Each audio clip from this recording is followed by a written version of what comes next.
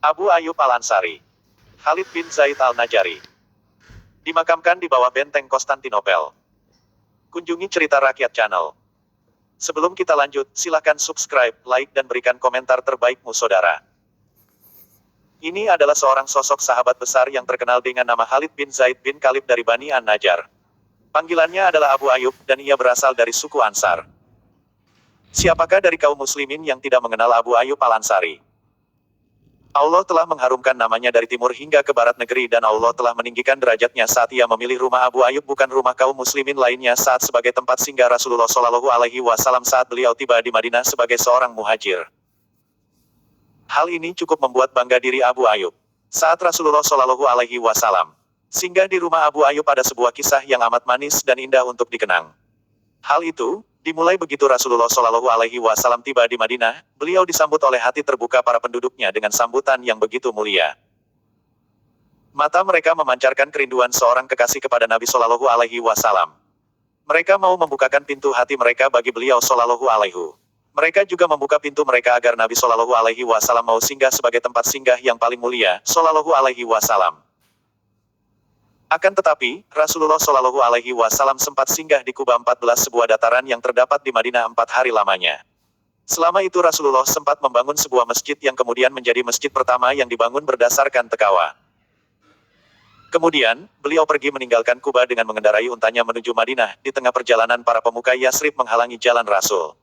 Masing-masing dari mereka menginginkan agar Rasulullah Shallallahu Alaihi Wasallam berkenan singgah di rumah salah satu dari mereka. Masing-masing mereka menarik unta Rasul sambil berkata, "Menginaplah di rumah kami ya Rasulullah dalam penjagaan dan pengawasan yang begitu kuat." Rasul bersabda kepada mereka, "Biarkan unta ini berjalan, karena ia sudah diperintahkan."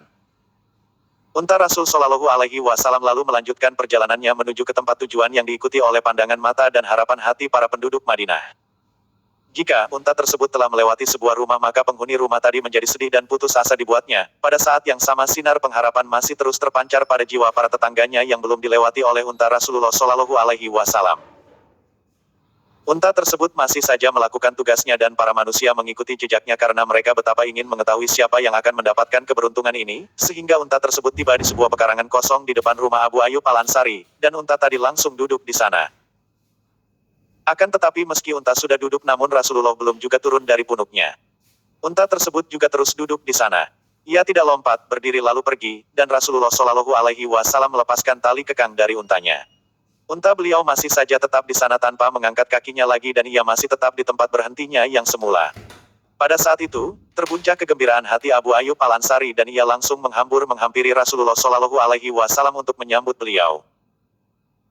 Ia membawakan barang-barang milik Rasulullah seolah ia sedang membawa harta karun yang terkandung di seluruh dunia ini, dan ia pun masuk ke dalam rumahnya.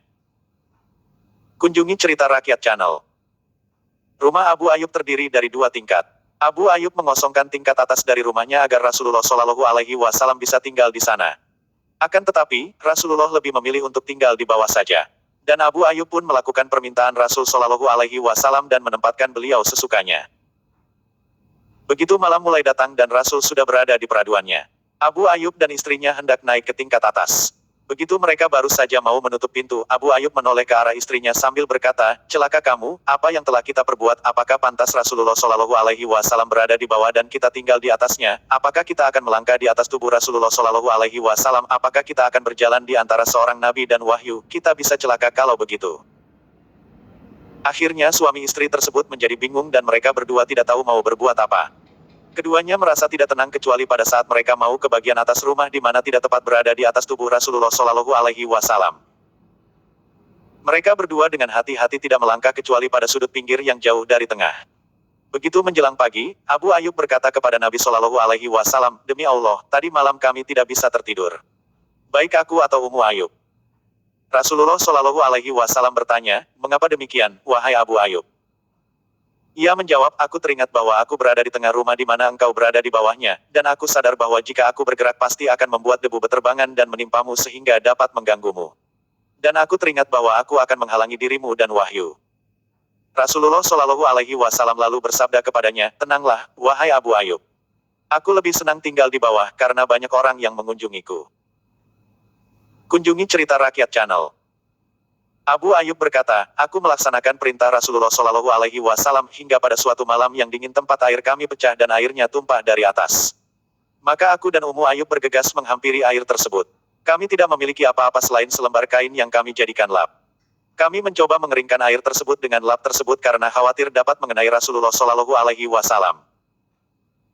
Begitu masuk pagi, aku datang kepada Nabi Shallallahu Alaihi Wasallam dan aku berkata kepadanya, demi ibu dan bapakku, aku merasa segan berada di atasmu dan kau berada di bawahku. Dan aku ceritakan kepada beliau tentang tempat air yang pecah tadi. Beliau langsung memenuhi permintaanku dan naik ke bagian atas rumah. Dan aku beserta Ummu Ayyub pun pindah ke bawah. Nabi Shallallahu Alaihi Wasallam tinggal di rumah Abu Ayyub selama kira-kira 7 bulan lamanya. Sehingga selesai pembangunan Masjid Rasul di sebuah tanah kosong yang pernah dipakai sebagai tempat pemberhentian oleh untanya.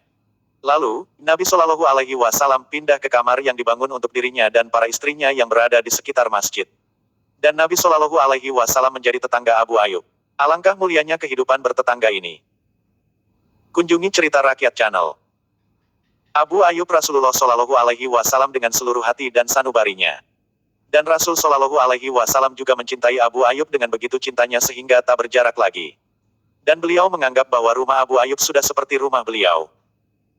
Ibnu Abbasra berkata, pada suatu siang hari yang panas Abu Bakar datang ke masjid dan Umar melihatnya seraya bertanya, wahai Abu Bakar, apa yang membuatmu datang ke masjid pada saat seperti ini? Abu Bakar menjawab, yang membuatku datang ke masjid tiada lain karena aku merasa amat lapar sekali. Umar pun bertukas, demi Allah, saya pun keluar dari rumah karena saya juga merasa amat lapar. Saat keduanya sedang merasa amat lapar, lalu datanglah Rasulullah Shallallahu Alaihi Wasallam ke arah mereka sambil bertanya, apa yang membuat kalian berdua keluar pada saat seperti ini? Keduanya menjawab, demi Allah, kami keluar dari rumah karena di rumah kami tidak terdapat apa-apa untuk dimakan dan kami merasa amat lapar. Rasul membalas, demi Allah, aku pun keluar karena hal yang sama. Kalau begitu, ikutilah aku. Akhirnya, mereka bertiga datang ke rumah Abu Ayyub Al-Ansari radhiyallahu anhu. Abu Ayyub setiap hari menyisakan makanan untuk Rasulullah Shallallahu Alaihi Wasallam. Jika Rasulullah terlambat datang atau tidak datang pada waktu makan, maka makanan tersebut ia berikan kepada keluarganya. Begitu mereka sampai di depan pintu rumah Abu Ayyub, maka keluarlah Ummu Ayyub sambil berkata, selamat datang kepada Nabi Allah dan orang yang bersamanya. Lalu Nabi Shallallahu Alaihi Wasallam bertanya kepadanya, kemana Abu Shallallahu Alaihi Wasallam tanda kubik. Abu Ayyub mendengar suara Nabi Shallallahu Alaihi Wasallam saat itu sedang bekerja di bawah pohon kurma dekat rumahnya dan ia pun langsung datang menghadap segera sambil berkata, selamat datang kepada Rasulullah dan orang yang bersamanya. Kemudian ia menyambung, wahai Nabi Allah, ini bukanlah waktu yang biasanya engkau datang. Rasul Shallallahu Alaihi Wasallam lalu menjawab, engkau benar. Lalu Abu Ayyub berlari ke arah pohon kurmanya dan ia memotong satu tandan yang berisikan kurma yang matang dan belum masak. Rasul Shallallahu Alaihi Wasallam lalu bersabda, aku tak menginginkan dirimu untuk memotongnya akan tetapi cukup kau petikan saja buahnya untuk kami. Abu Ayyub menjawab, ya Rasulullah, aku amat ingin engkau memakan kurma yang masak maupun tidak dari pohon ini, dan aku akan menyembelih hewan untukmu juga. Rasul menjawab, jika kau ingin menyembelih hewan, sembelihlah namun jangan yang banyak susunya. Maka Abu Ayyub langsung mengambil seekor anak kambing lalu menyembelihnya. Lalu ia berkata kepada istrinya, aduklah adonan dan buatkan kami roti sebab engkau amat tahu cara membuat roti. Ia lalu mengambil separuh dari anak kambing tadi dan memasaknya. Setengahnya lagi ia panggang. Begitu makan telah masak dan telah dihidangkan di hadapan Rasulullah Shallallahu Alaihi Wasallam dan kedua sahabatnya. Maka, Rasulullah Shallallahu Alaihi Wasallam langsung mengambil sepotong daging dari anak kambing tadi dan beliau meletakkannya dalam roti. Beliau pun bersabda, ya Abu Ayyub, bawalah segera potongan daging ini kepada Fatimah, karena ia belum memakan apapun seperti ini sejak pagi tadi. Begitu mereka semua telah menikmati makanan dan merasa kenyang, Nabi Shallallahu Alaihi Wasallam bersabda, roti, daging, kurma mentah dan kurma masak. Lalu kedua mata Rasul Shallallahu Alaihi Wasallam meneteskan air mata. Beliau pun bersabda, demi jiwaku yang berada dalam genggamannya. Ini adalah kenikmatan yang akan dipertanyakan kepada kalian di hari kiamat. Jika kalian menemukan makanan seperti ini dan kalian sudah mulai memegangnya dengan tangan kalian maka bacalah Bismillah. Jika kalian sudah merasa kenyang maka bacalah Alhamdulillah alazi huwa ashbena wa anama alaina fa'afdala. Segala puji bagi Allah yang telah membuat kami merasa kenyang dan telah menganugerahkan kepada kami sehingga membuat kami menjadi mulia. Lalu Rasulullah Shallallahu Alaihi Wasallam dua bangkit dan berkata kepada Abu Ayyub, datanglah menghadap kami besok hari. Rasulullah menerima jasa baik dari orang lain maka ia ingin membalas kebaikan tersebut, akan tetapi Abu Ayyub belum pernah mendengar hal itu. Umar lalu berkata kepada Abu Ayyub, menyuruhmu untuk mendatangi beliau esok hari, wahai Abu Ayyub. 4/3/5 K. Abu Ayyub lalu berkata, baik dan aku akan taati perintah Rasulullah. Keesokan harinya Abu Ayyub datang menghadap Nabi Shallallahu Alaihi Wasallam dan Nabi memberinya seorang budak wanita kecil untuk membantu pekerjaannya. Rasul berpesan kepada Abu Ayyub, jagalah ia dengan baik, wahai Abu Ayyub. Tidak ada yang kami dapati darinya selain kebaikan selama ia bersama kami. Kunjungi Cerita Rakyat Channel. Abu Ayyub kembali ke rumahnya bersama budak wanita kecil itu. Begitu Ummu Ayyub melihat budak tadi ia langsung bertanya, milik siapa budak ini, wahai Abu Ayyub? Ia menjawab, dia milik kita. Rasul Ayyub telah memberikannya kepada kita. Istrinya menjawab, agungkanlah orang yang memberikannya, dan alangkah mulianya pemberian ini. Abu Ayyub berkata, Rasul berpesan agar budak ini diperlakukan dengan baik. Istrinya bertanya, apa yang mesti kita lakukan untuk melaksanakan pesan Rasul? Abu Ayyub berkata, demi Allah, tidak aku dapati hal yang lebih baik akan wasiat Rasul Shallallahu Alaihi Wasallam daripada membebaskannya.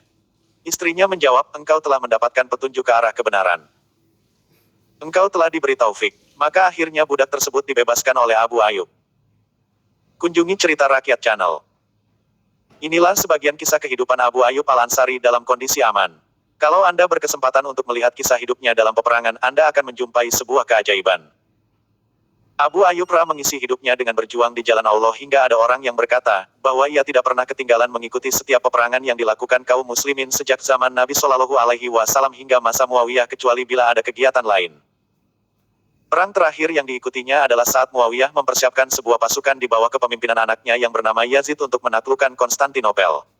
Pada saat itu, Abu Ayyub adalah seorang tua renta yang berusia lebih dari 80 tahun. Namun hal itu tidak membuat dirinya urung untuk bergabung dengan pasukan Yazid dan mengarungi ombak lautan demi berjuang di jalan Allah Subhanahu wa Ta'ala. Akan tetapi tidak lama berselang sejak pertempuran melawan musuh, Abu Ayyub jatuh sakit dan tidak mampu lagi melakukan pertempuran. Maka datanglah Yazid menjenguknya dan bertanya kepadanya, apakah engkau membutuhkan sesuatu, wahai Abu Ayyub? Ia menjawab, sampaikan salamku kepada para tentara kaum muslimin dan katakan kepada mereka. Abu Ayyub berpesan kepada kalian agar kalian merangsek ke barisan musuh hingga batas terjauh. Bawalah Abu Ayyub bersama kalian dan kuburkanlah ia di bawah kaki kalian dan di bawah pagar benteng Konstantinopel, dan ia pun menghembuskan nafasnya yang terakhir. Kunjungi Cerita Rakyat Channel. Pasukan muslimin memenuhi keinginan seorang sahabat Rasulullah Shallallahu Alaihi Wasallam ini. Mereka merangsek dan menyerang pasukan musuh sedikit demi sedikit hingga mereka sampai di pagar benteng Konstantinopel dengan membawa jasad Abu Ayyub. Dan di sanalah mereka menggali kubur untuk Abu Ayyub dan menguruknya dengan tanah. Semoga Allah merahmati Abu Ayyub Al-Ansari. Ia telah berani mati di tanah musuh dengan berjuang di jalan Allah Subhanahu wa Ta'ala padahal umurnya saat itu berkisar 80 tahun.